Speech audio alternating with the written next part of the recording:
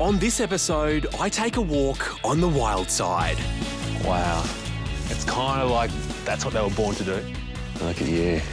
I'm learning the finer points of joining a wolf pack in Canada. I'm also hoping to survive a close encounter with one of the country's most iconic creatures. If it's coming towards you in a more aggressive manner, you have to be the alpha bear. Make yourself very big and very loud. I'm going to show you a wildlife adventure you can't bear to miss.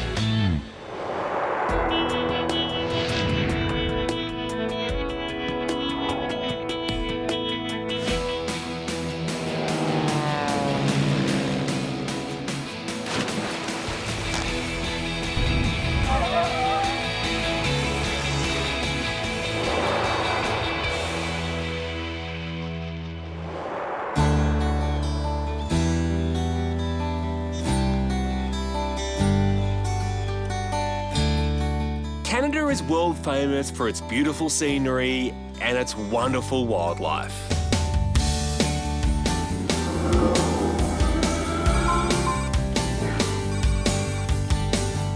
I'm at a little place called Cochrane, just west of Calgary, to see one creature in particular, the Canadian wolf dog. And leading me to the pack is Georgina.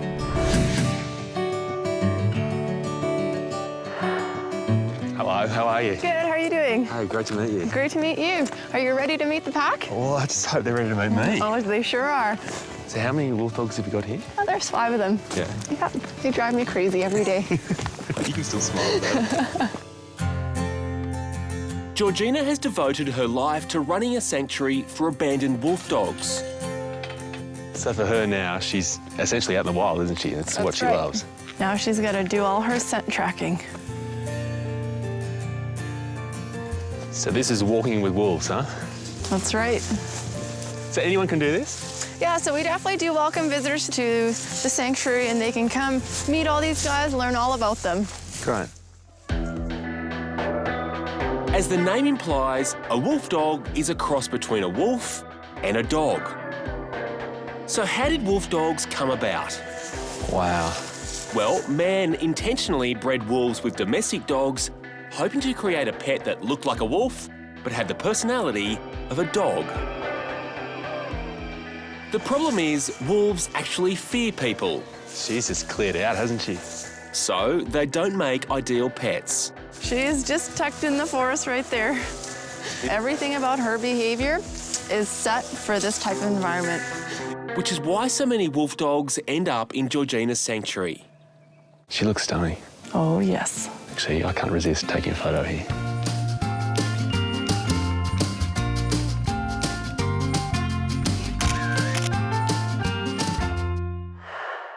Everything I've ever heard about wolf dogs is all about how they're shy, which probably explains why I'm about to do this. The rule of introductions with these guys is you get low and you're non-threatening.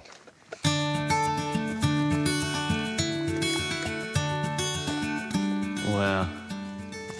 The pack, they've arrived. But they're comfortable around you, but not necessarily me. Yeah, And these other guys are still hanging back. that's right. How have most of these wolf dogs come to be? Either they were coming in as owner surrenders, meaning somebody had purchased this animal from a breeder as a puppy, wanting to raise it as a pet. And then others actually came in as transfers from other organizations. Given the fact that, as you can see, wolf dogs aren't exactly the most affectionate, they don't need your attention, why do people intentionally breed wolf dogs? People want a pet wolf. They want to be able to walk Kunu, who's our alpha female, down the street and have everybody ooh and off their pet wolf. And so they think they're going to get this animal that's going to look like a wolf but behave like a dog. So essentially the wolf dog dream is very different to the reality. What goes wrong when you own a wolf dog? What are the things people tend to notice? The biggest thing is that people do not have secure containment for these animals. So if you just have a 6-foot fenced backyard, their athleticism combined with their ability to problem solve means that they can escape out of somebody's backyard. What people forget is that they grow up into these very large and potentially destructive animals.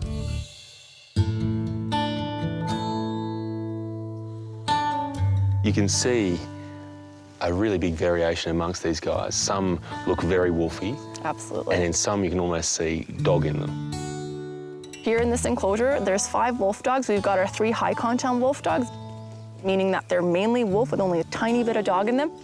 We've got 1 mid content wolf dog and then 1 low content wolf dog. So who have we got here? So the white male, his name is Nova. He's one of our high content wolf dogs. He's an Arctic wolf dog. Our black male that we have there, his name is Zeus. He's a high content wolf dog as well. He's our alpha male. And then our gray female that we just have sneaking off, her name is Kuna. She's our alpha female. The dog closest to us Yep, is low content, yep. and almost with the increasing distance comes the increasing content. That's exactly right, yep. The more wolf there is in one of these animals, the less they want to be with us. If this was a pen of 5 dogs, they'd be swarming over me right now with these treats here, but Yeah.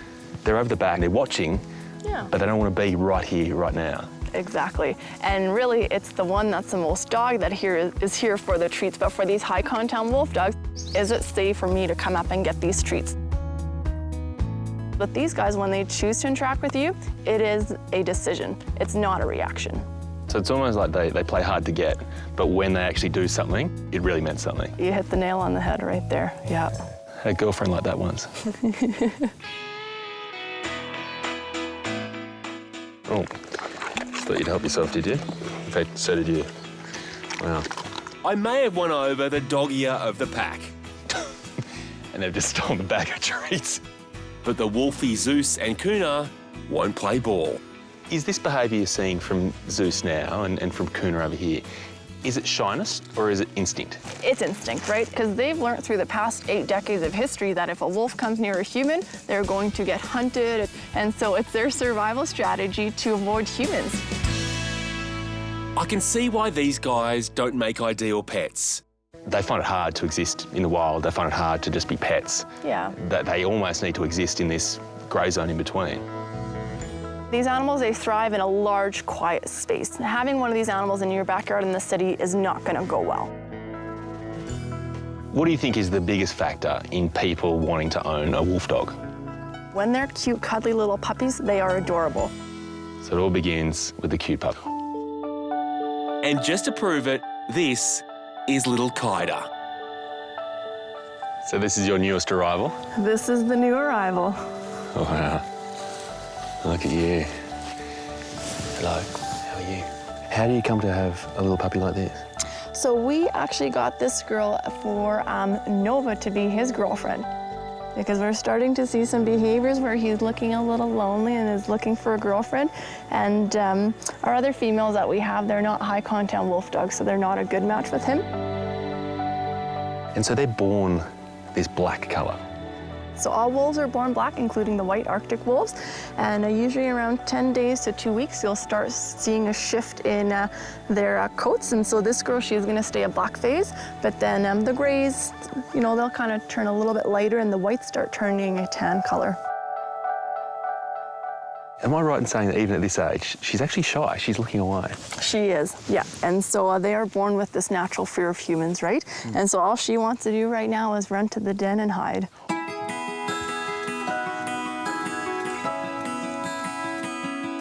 Normally puppies, when they're born, they have quite a flat nose. Yes. But you look at her, that nose is already quite long, those ears are quite pointy, so with more growth to come, she's going to be really wolfy, isn't she? Exactly, yeah. It's tricky because I'm looking at her and I'm really fighting that urge to see her as being cute. So I Right. know that's exactly I what know. you don't want. Yes. But she's beautiful. She is beautiful, yes. And then again, people fall in love with the image, but even when you see her behavior already now, it is not dog behavior. You're not wolf, you're not dog. You're wolf dog. She's wriggling so much. Is it possible to actually get her on the ground and Of just see her course, being a puppy? Yeah.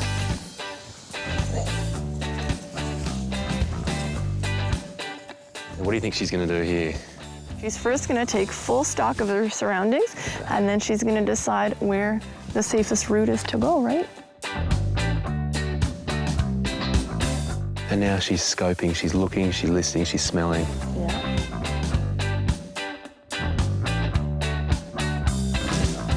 She taking herself back to a den? Oh, yeah. Well, and she's trying to get away from, from the scary people.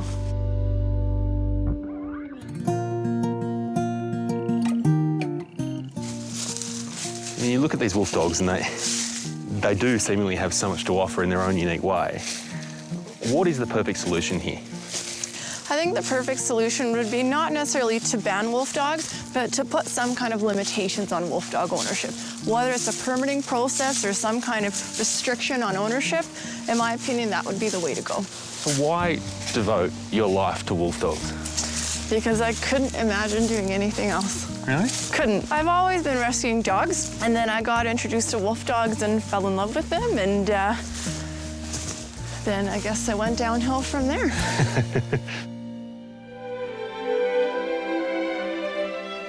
What an amazing experience. But there is one thing left to do on my to-do list.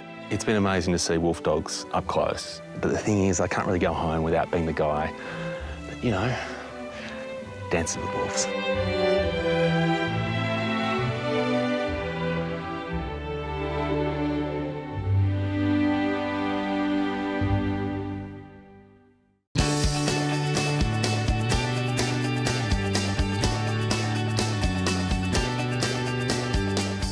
As an animal lover, I could hardly come to Canada without visiting another world-famous resident.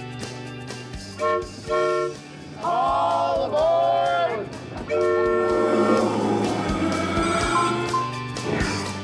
But to get to it, I'm going on another epic journey on the Rocky Mountaineer. This is the Sea to Sky climb, and it's taking me from Vancouver through the Rocky Mountains to the resort town of Whistler and Bear Country. Unless you're incredibly unlucky, look, you're probably not going to come across a bear in downtown Vancouver. You need to head up to the mountains. To do that, look, you could drive. I've got a funny feeling though the car with the best view is the one on rails.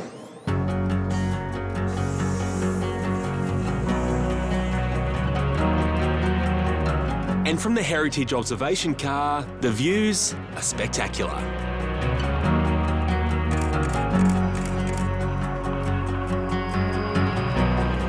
Up here, the scenery is so close, you feel like you can almost touch it.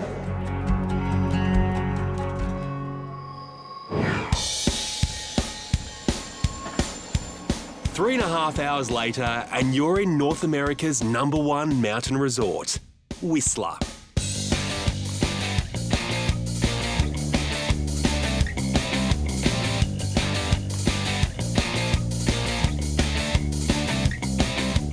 See, what I love about this place is you'd expect a ski town in summer would be quiet, but it's not. It's actually buzzing, but not with the crowd you'd expect. You see, this place is actually overflowing with bears. Yep, there's a bear in there, and there, and there. But I'm about to see the real yogis who haven't long been awake from their winter sleep. Let's hope they're in a good mood. And taking me to them is guide and photographer Jason. Happy to see you. Hey, how are you? I heard this is bear country. It is indeed. How are you, Jason? Good to meet you. I'm looking forward to this. Yeah, you ready to get some bears? You betcha. All right, let's go.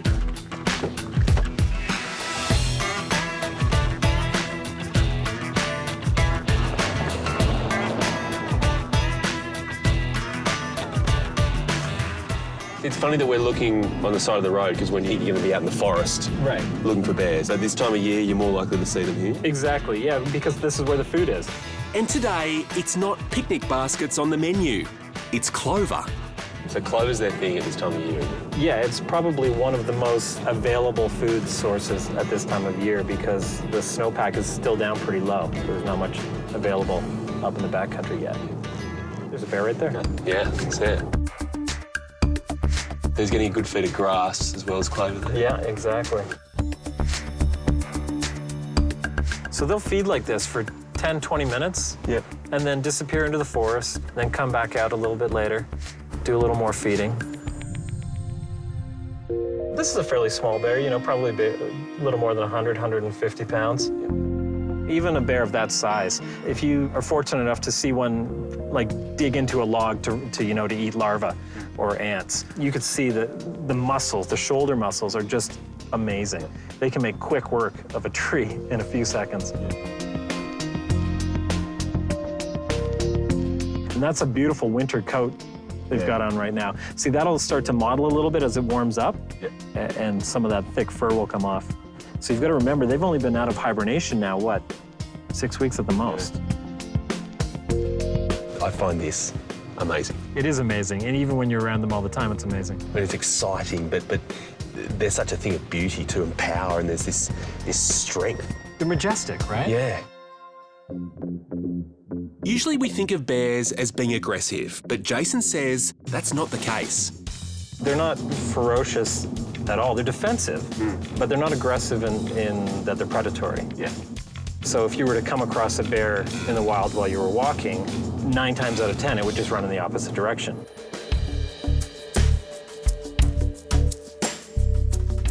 So there we've got a cinnamon bear standing up over there. Yep. So she's very curious.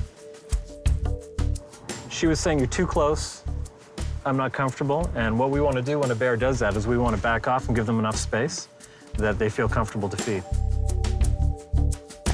It's all about her giving the signals, and you've got to read those signals the right way. Absolutely. The combat, the contact, the fighting, that's a last resort. The amazing thing right now is that she doesn't perceive me to be a threat. She doesn't see me as being human, she just sees the car. So we can actually get quite close. Her priority right now is eating, and she's picking out the clover, which is high in protein, to try to build up a bit of body mass after a hibernation. That's incredible behaviour. She's on the lookout. Another bear has just come over this ridge here, and clearly she's worried about it. It may be a more dominant bear, maybe bigger or maybe stronger than her, and she's decided to move on.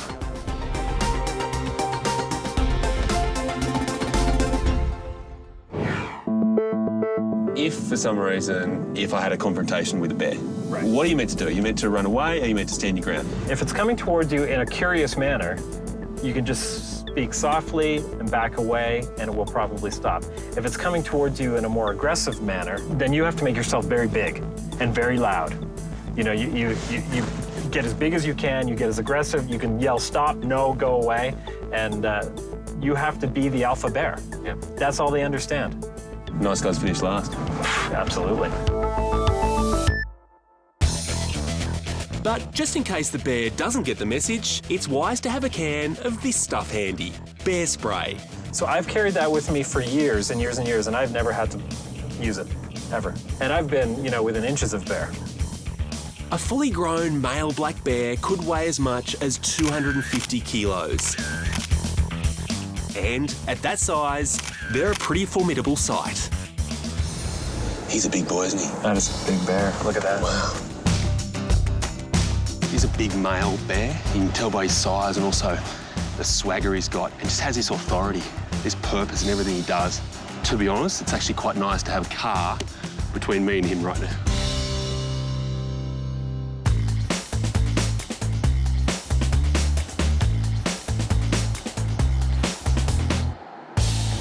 In the area around Whistler, there are around 100 bears. And just like this beautiful cinnamon bear, they'll often end up at the side of the road looking for a good pick. So your chances of seeing them like this are pretty high. That's a fairly young bear. I've known her. She's lying down. You see how she's lying down like that?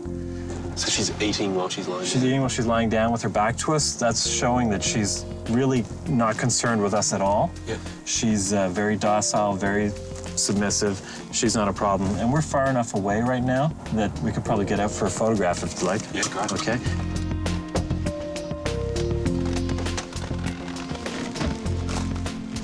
It's amazing. So we're now just watching her and she's watching us. We're just going to make sure she's nice and comfortable, which she looks to be right now. So have a little look at us. She's going back to eating. She's going back to eating. So she's not very concerned with us at all. How old would she be now? Well, it's hard to tell from now, but I would say she's probably about 4 years old. It's very difficult to gauge their age. Really, one of the only ways to tell how old they are is to count the rings around their teeth. And you know you're close when you can hear the clover being ripped out by its roots. Absolutely.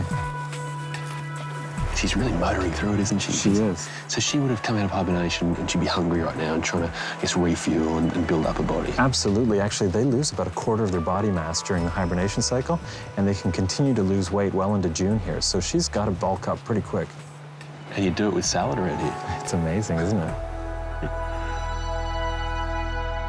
Just incredible.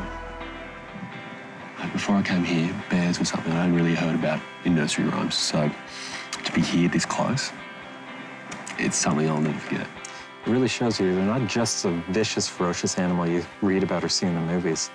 They're intelligent creatures that just want to go about their lives, and they can coexist with us. As long as we're not a threat to them, they're not a threat to us. But I think, it's only when you're this close that you see their true soul and you see their true personality. You understand sort of how they work, and you've done that, so thank you very much. My pleasure.